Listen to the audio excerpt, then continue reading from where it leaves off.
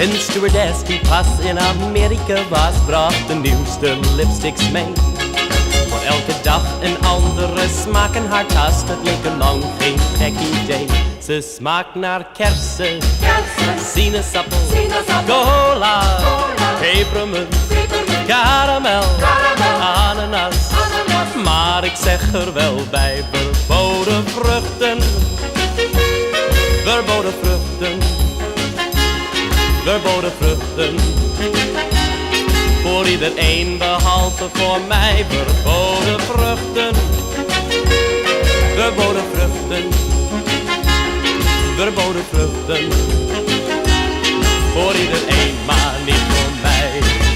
U begrijpt, ik heb dat meisje meteen aan mijn ouders voorgesteld.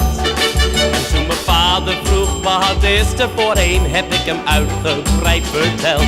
Ze smaakt naar kersen, sinaasappel, cola, pepermunt, karamel, ananas.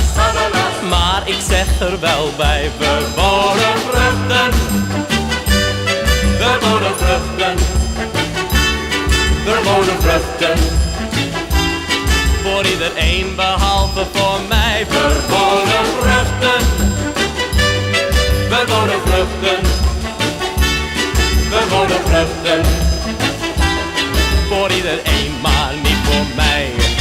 We gingen hand in hand dus samen al gauw naar de burgerlijke stand. En op de vraag belooft u haar eeuwige trouw, heb ik gezegd, natuurlijk wat. Ze smaakt naar kersen, sinaasappel, cola, pepermunt, karamel, ananas. Maar ik zeg er wel bij, verboden vruchten, verboden vruchten, verboden vruchten. Voor iedereen behalve voor mij, verboden vruchten, verboden vruchten, verboden vruchten. Voor iedereen, maar niet voor mij. Voor iedereen, maar niet voor mij. Voor iedereen, maar niet